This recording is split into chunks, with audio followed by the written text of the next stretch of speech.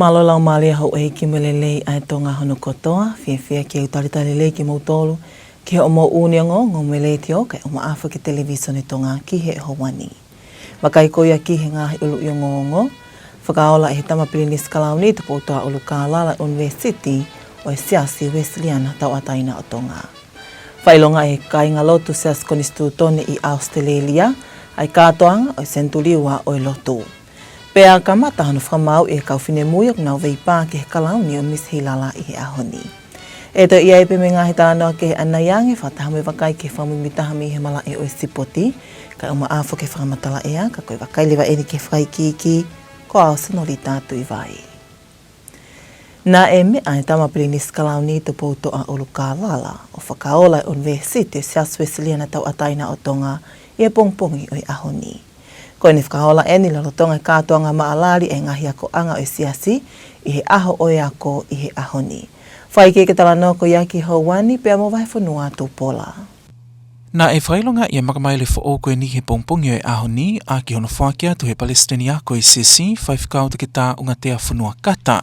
Ki he tamapili ni skalauni tu poutoa o Hilala a e toi whakamo oni hono tali pa mei he pule anga pe he ke poate whamawhai ia ko whawhanua Tonga ai atai sesi ke Fotu University i Tongani. I e whamatala ngau e skilta lahi e sesi, whaifkau al flet atiola na ane whahai. Ko e whakaola ko ene University, ke kamata anga i e ngahi ola e ngau e, ne whakatoka mei he kohili, ke whakatataha i e ngahi ako anga maalunga ange sesi, ki he sino ngau e pe e taha ko e University. Ai ako e ngahi apiako ko ni, o gai nau ngahi polokalama ko he Levolo University. Ai au kau ki hene kolisko sia atoutai, kolisi ngau e kohango mo e apiako te siale ko tupou peko e titi ai. Pehe atiola, ko na whatataha i e ngahi ako angani ki e sino pe taha ko e University, ko e konga i e misiona ngau e sesi ki ona whalakalaka e tu unga ako i hene ngahi ako anga. Ai anane whaha, ko e whalakalaka o e whotu wako e sesi ne ka mata mai e he tokoni e kau misnale, i ono fofua whotu o ai ako teu nā saleti i hifo he taha walu wao no. Ki ono whotu o e fofua ako anga kolisi tongani e kolisko tupou i he taha walu o no, kolisko nsalo te he tahiwa wao no. Tahiwa whāwalu ko e kolisko sia atoutai, tahiwa ono tolu ko e ako maalunga ko tupou. Pehe ke wafe mātaha ko e apiako te siale ko tupou, pe ako eni ko e ta ua noa wao no ko e whotu o e University. Neonga ngai whalakalaka ko ia ka na ani whaha ko e whatongia totonu pe ia e sesi ke whakahoko ko no ako i e whanau o ikai iha uhinga whapolitikale pe whakakomesiale. Nā ne te whahafoki ko i ngā weni ne malawa i e tatake pule whakataime University ko whaifkau sami wela whanua pe he ki he Palestinian ko e sesi whaifkau te ke tā unga te akata. Whatahapa mo e komiti ngāwe makehe ne waheiki nau tolu ki hono whahoko e ngāwe makehe koe ni. Aia ne whatoka mei he ngahi tau kohili ke kau i hono whamanatua o e sentuliua e lotu whakalistia nei Tongani i he tauni. Ne te whae atiola koe whotu e University ni koe hilia hono ostali he pule anga, whataha mo e poate whamawhai ia ko whawhanua Tonga pe koe TNQAP, a ki nau toluk nau whamawhai e ngahi polokalama ko e whanua ke whotu o ai University ni mwene ngahi polokalama ko. Noto hani kumahino pe ki hongongo ni hawhai ke eke makehe pa moi pule whataimi, whaifkau sami wala whanua ki mo ato, o wikai hanga hi langa whale ako fo i he Fotu University koe ni, koe hui koe whatataha i pe eni he ngahi polokalama ako, o ko osi iai i he lolotongani he ngahi ako anga ke kehe sesi, ka te nau whahoko whatongia pe miho nau ngahi api ako taktaha i he tataki ai malu o i sino ngawe pe etaha koe University. O te mahina pe whoki ki he ongongoni koe kotoa he ngahi api ako whatataha i ke hoko koe University, o ko si ai nau ngahi polokalama ako matai tohi ke kehe o lotonga ako i iai. Ka ni te whahae whanua i hene whahok whatongia i malu pe etaha koe University i ai hono whapau i mei he TNQAP, ano whamawhai i o i ngahi whailonga ako koe ia i hono liliu ki he University o e sesi. Ka ke hene hokatai pea e polokalama o e ahoni ki e whakali ali whaiva whakatonga mo i hiwa musika e ngahi ako anga e sesi o me ai me tahine Princess Kalauni Sinai Takala, Princess pilo levu Twitter mo Princess o feina e langi whawhanua mo i kau whakaawe toko lahi. Mai ngonga le te o me televisione Tonga, ko au vai whanua tō Paula. Ko tohi I he historia I Tongani mo tuapuleanga ai makamaile mahu inga kulorotonga katoanga I ai tauangeau o lotu whakalisteane I Tongani. Ka I he mahino ko hikfonua ho tau kakai tokolahi ke ngai whanua I tuapuleanga o nguna ufotu o ai foki mo waa o ngai siasi I Tongani I ngai vai whanua I tuapuleanga. Nai whakaamuai ai kainga lotu o sias konistu tone tau ataina tonga I Australia ke nau kau I no whailonga I o I katoanga senturi ua o I lotu I Australia pe. Nai tatake ai I he siasi e polokalawa makehe I he sāpate ko osi I he whaitoka o I taho kau fofuanga I whamisnari ki Tongani ko misa lole. I he whaiki eke ngō ngā liti o Tonga me whaiwhikau pōre siasi konistu tone vai whanua Australia, whaiwhikau viliami ka fisikalu. Nai whakamanatua makehe he kainga lotu ai tauangeau ai lotu whakalestiane I Tonga, aki ai lotu whawhetai I he whaitoka, hoku toka ai sino o misa lole I Palamata, pia kau whakataha ki ai moi whamili o misa lole. Nai whakotutu ai pe, e siasi ke whai ha mau programa lotu whakawhetai. Pena mau hanga whoki o whakatoka ngai o ku te rio I seneni, I he kolo ko Palamata, ai whaiwhekau ko ia ko Wodra Lori, na e wholoa watu ki Tonga I tau tāwalu uowa. Pena mau ilo I koe hono te rio anga, pena mau whiri rewa ai whaitoka ko ia, pe wheitu ia ke whai ai programa lotu whakawhetai koe ai siasi. Ko ia, whakahoko rewa ia I aho sāpate aho wawalu, pea kohono mo ni nei matuak whiwhia au pito ai siasi. Koe toko lahi o mau kainga lotu heni, fuoloa e nau nofo I he koloni, I whonuani. Ka toka fuofua taime nia ke nau mea iai ai te reo anga koni tangatai 5 kau. Pakai ke ngatai, ke taha o mea whakawhiwhia he mau programa lotu whakawhetai, na e kau mai ai whakafofonga o I whamiri. Whamiri koni o wata lore, ai whakafofonga o I whamiri na e lava mai ke mau programa lotu whakawhetai. Lo Tongani nei te whamala ala whaiwhikau sikalu ke mahu inga e tū whakatahe ngai whunga waka o siasi, I hono pōpō I mo whakamalo hia e mahu inga o futa o kawha kua usia e Tongani e tauangeau ai lotu whakalisteane. O tai maari ei ai Tonga kotoa pe. Uwepe hawheitu I mamani o kuia e Tonga ka koe ne koloa koe lotu. Pea koe kai foki ke whakangata beia ki ha siasi. O kuma ai Tonga kotoa pe ia o tatau e pepe ko whe ha siasi o ku kau ki ai. Ka koe mahu inga makehe koe ke te ki mau dolu hange pe koe na whaika e kulawe. Whakahoko e mau polokalama koe ni. Ka mau lawai o whekau aki. Pe moe kakai tauhilotu pe ia o e ponuani pe moe koloni. Paka ke ngā taina e whoki mo ki polokalama, koe tuku o e ngāhi pare, koe honga ia, ai kakai Tonga, tata whito kai tiku mau tolu koe ni I he ni, I ngau e koe na e whai. Ka koe ki polokalama na e whakamawhana o pito, o Filipe, e ngāhi kakai ke nau whakafofonga e ngāhi pare, o whai ai tuku pare, I he whai toka koe ni, o misa lore. Pana e whakaosia pe, ai mau polokalama koe mau lotu whakawhetai. Neongo o ku au kau mai e kakai toko lahimi tau pureanga ki ono whakamanatua senturi ua o lotu I Tongani. Ka ako ke iai pe kakai tonga aku nau ke I tu a pureanga o whakotūtua polokalama makehe ke nau kau pe I he katoa ngai o I tauangeau o lotu whakalestiane I hene hake mai ki Tongani. O ku kamatai he ahoni a hano tāpepa I pe ko hai tene I kone kalauni a whai whili Miss Hilala wanoa wao no. Ko hili ena no kamatai he pongponge ahoni ai uloa ki wha maui o kau whine mui a ki hawhi au I wha eke pe hoko ati he whiawhi ahoni ki he au I tau o lunga. Mai whanua tō pola I pe mai whaikiki.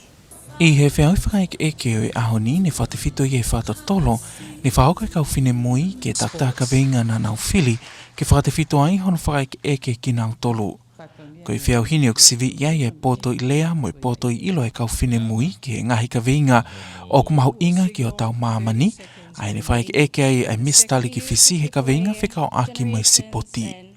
Miss Takeaway Creations i he tāpa mui whama mahi i api. Miss Ministry of Infrastructure i he ka veinga whikao aki moi ako. Miss Anana USA i he teknolosia. Miss Ewa Tourism i he ulnganga whakafonua. Miss SNS USA i he whiliuli waki o e ea. Miss Hapai Tourism i he tae maungao e tautupu. Miss Masani Connect i he whaito o tae whakalao. Miss Tonga Australia i he maungao e ki muli. Miss Approxis New Zealand i he takmamata. Miss Lady Maria Tonga Australia i he ngai aki malu e interneti. Miss Nuku'alofa Resort i he kiki o to tongkoloa. Miss Vavau Tourism i he ka veinga whikao aki mo mo ui. Pehe ke Miss Tonga Tourist Association mo i ka veinga ke mo ui lelei o i atamai. I hile na whamau i kinau tolu he pongpongi e ahoni na e ui ai pē toko nima tū ki mua. O i gai ke i he hoko o i kuna ke whika nima, ke uhi e toki ui ia i he whiawhi whakalau ni i he whiawhi whalaite. Ka koe ni ihi pe eni o iai ho nau sea i he ngahi tuunga e ni malelei taha o i whiauhi whakaik eke. Ke Miss SNS USA, lava he kakalahi ngoa e sau. Miss Masani Connect, te ki whai vai hakau tui tawake. Miss Approxis New Zealand, Kathleen Vaiatangi Tau. Miss Lady Maria Tonga Australia, Celia Matelau.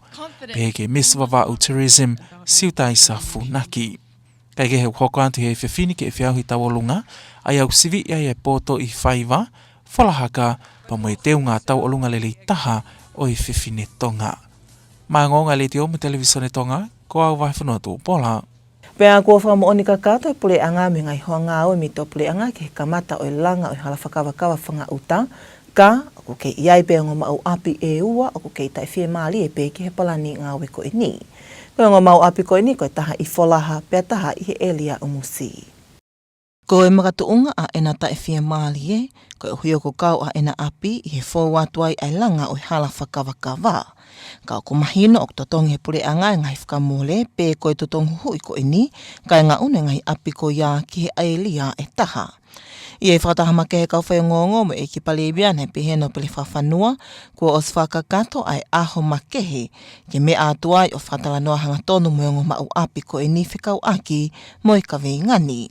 Neo ngai te eke ke whie maale e ngo mau api e ua ko e ni ka kua pau ke kamata ai la ngā ia o i hala whakawakawa. Me he time gona e whamoone ko Jackie i ahongo fuko September wawhewa nima na mahino me iai te keke mau e mea e ua.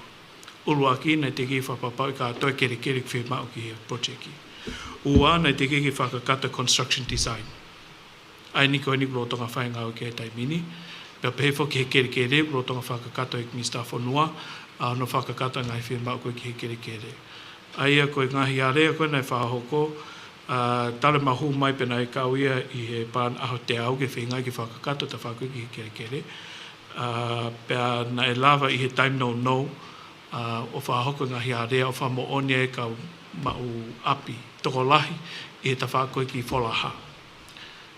O toe pe eni e api e taha, pea koe mau api ko ia rotonga whahoko e ku apoi meni ke whai ku tā no hanga tonu mo ia.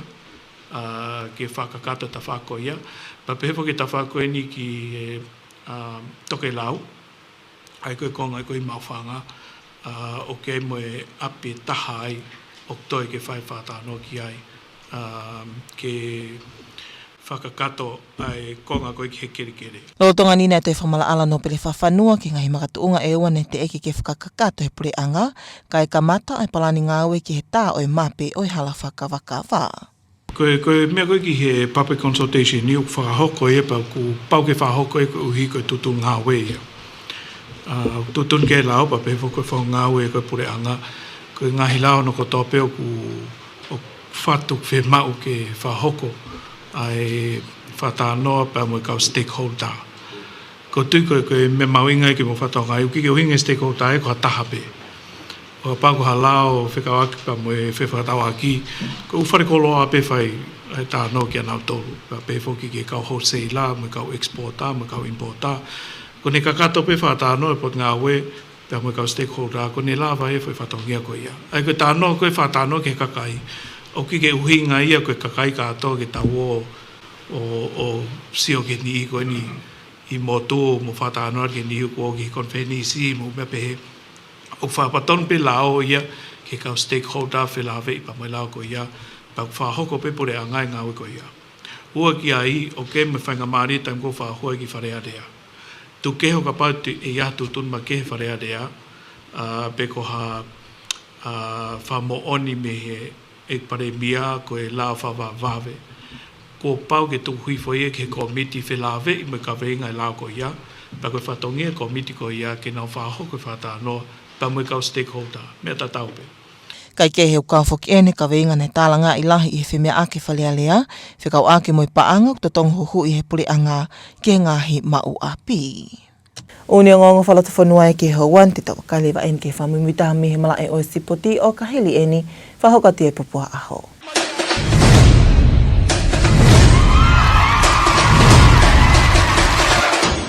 I he whetaki ni mai komisoni whamawhora rea Tonga me potunga au e ngahi ngā ue whalota whanua pe mia. Malawa I ke whamawhora te mala e sipoti me whea ahi Super Rugby Pacific wanoa ua no. Whamalo ke Eik Minister me ka whahi sipoti ai potunga ue I whenga e aki ua whakahoko.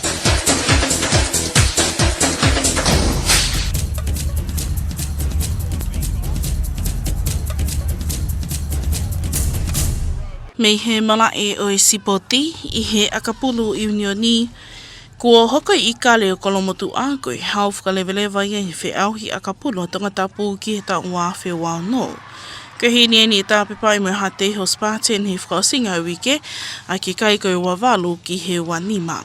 Ko e whetotoani whakaholoma mata e o ngoti mini he nei mālolo I ko ngā raki o tākia I ka le ko I tahataha ki he walu ai Spartan. Ne whokihi fo I ko ngā whakaosi mo hangi e hamalu I he Spartan ai sila I ta uni kai pango ne mole ia ki kolomotua I he iwi whakaondolongo I whakamau. I ene pehe ko I kuna mahanga he I ka le ai po I pataloni pehe ki he sila I wahenga Tongatapu mo I pāle pa anga I taha mano o I whi auhi. I kai ki ngā tai ne whakotu historia fo o mo I timi whewhine a hihi fo, ko hono awe I po I pataloni mo I hawe wanoa wao no ki he ko pāte tauhisi weni e kalapu, hili ni kuna I a kolomotua a ke kai koe wataha ki he taha hiwa.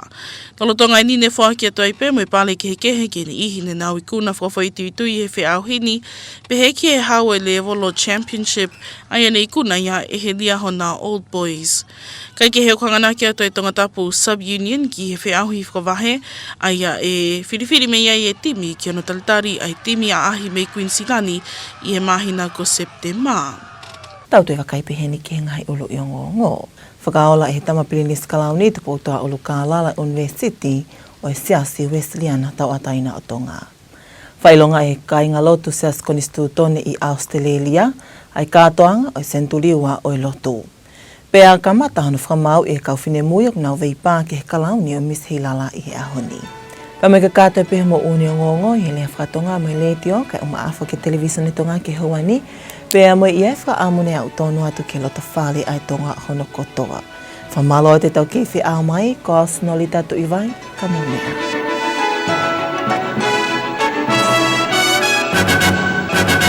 Good evening and welcome to your news in English with Radio and Television Tonga for the hour. Leading our headlines for tonight, His Royal Highness the Crown Prince Tupotoa Ulukalala opens the Free Wesleyan Church University. Tongans in Parramatta, Australia commemorate 200 years of Christianity, and the Miss Hilala pageant kicks off this morning with a pre-pageant interview. We'll have these and more stories coming up later on in the bulletin, as well as the latest news from sports and the weather update. Now for the news in detail, I'm Vaifunuatu Paula. His Royal Highness the Crown Prince Tupotoa Ulukalala has opened a Free Wesleyan Church University this morning. The official opening took place today at the Church's Education Day celebration during the Church's annual 102 conference. I'll tell you more on the story. The new university was formally launched after the President of Education for the Free Wesleyan Church, Reverend Dr. Tongatapa, presented the Crown Prince with the official certificates that confirms the institution's approval by the Government of Tonga and the Tonga National Qualification and Accreditation Board to operate as an university. In the university's first report, the Church General Secretary, Reverend Alfredi Atiola, said the establishment of the university marks the beginning of a vision that has been developed over many years to bring together the tertiary schools under one university. This includes Seattle Theological College, Hango Agricultural College and Tupou Tertiary Institute, all of which already offered programs at university level to come under one institutions of an university.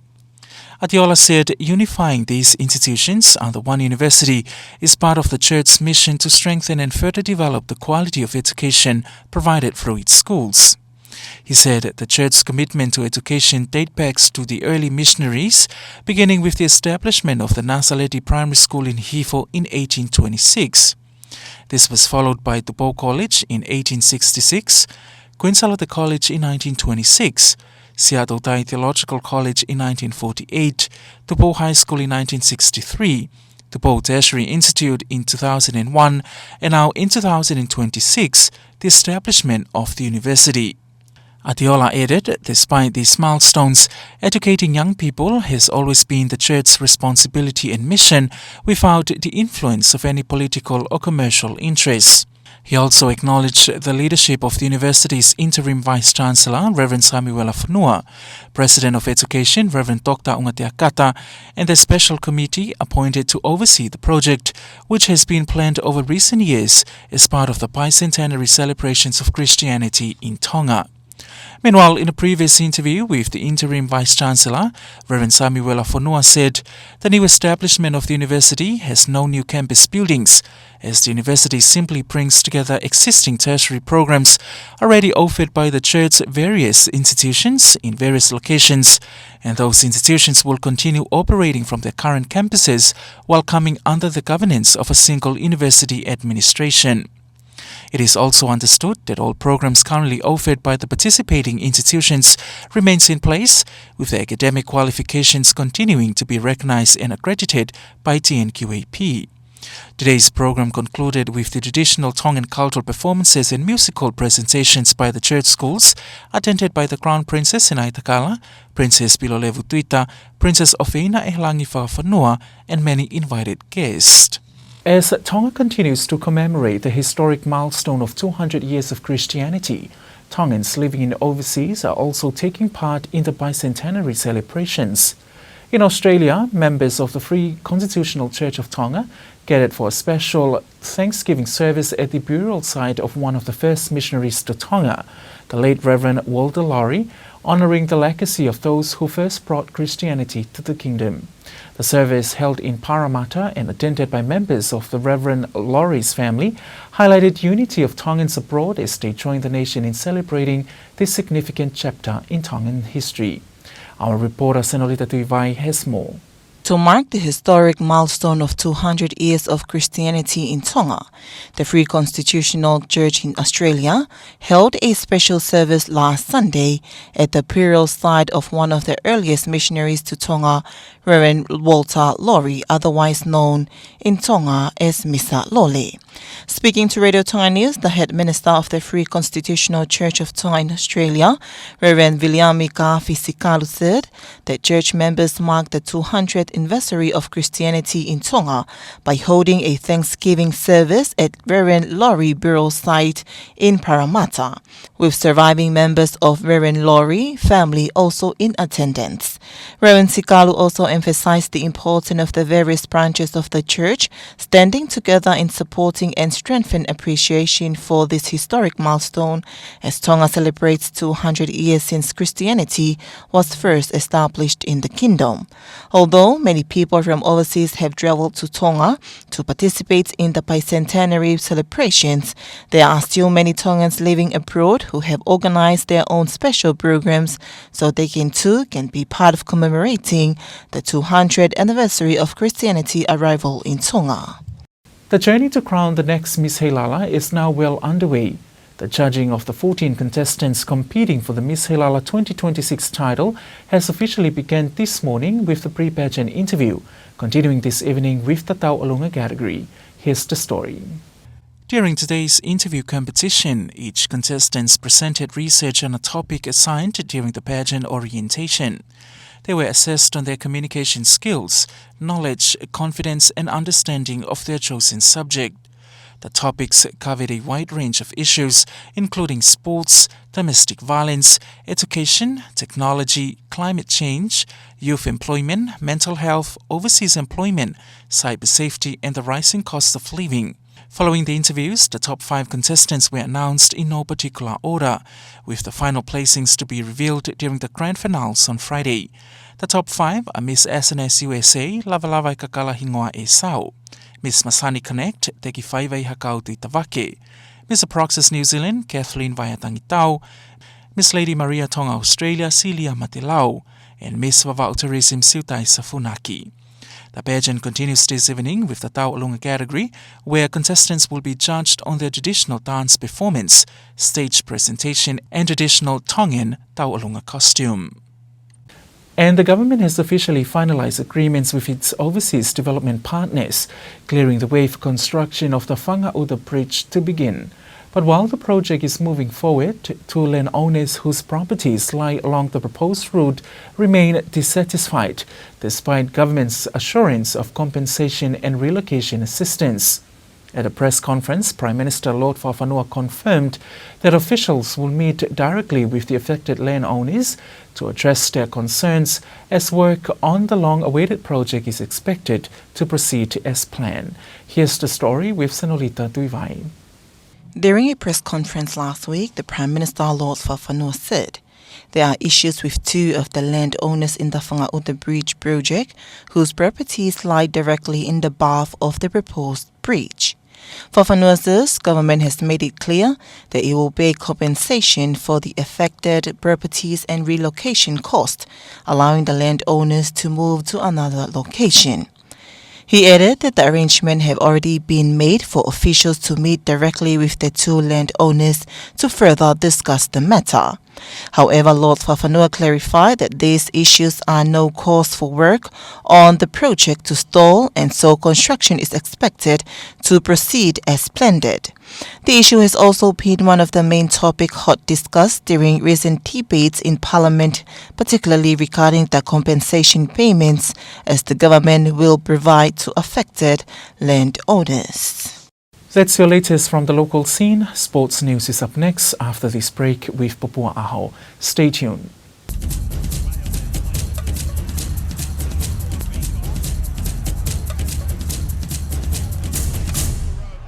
Now in sports, the Ikale of Kolomotua have been crowned the 2026 champions of the Tongatapu rugby competition. This follows their victory over Hateho Spartans in the grand final over the weekend, winning 28-25. The match was a thrilling contest between the 2 sides, with Kolomotua leading at halftime by 11-8. The second half saw Hateho Spartans appear to have secured the championship title, but the lead was taken away from them after the referee's final whistle went in favour of Kolomotua. With the victory, the Ikale secured a double celebration, winning both the Pataloni Cup and the Tongatapu Division title, along with the competition's 10,000 Pa'anga prize. Meanwhile, history was also written in the women's competition, with the Hihifo women's team taking home the Pataloni Cup and the 2026 championship title after defeating Kolomotua 21-19. Individual awards were also presented to outstanding performers throughout the competition, including the championship level title, which was won by Liahona Old Boys. Attention now turns to the Tongatapu sub-union competition, where players will compete for selection into the team that will host a visiting side from Queensland in September. And that wraps up this evening's news package. But before we part, here's one final look at tonight's top stories.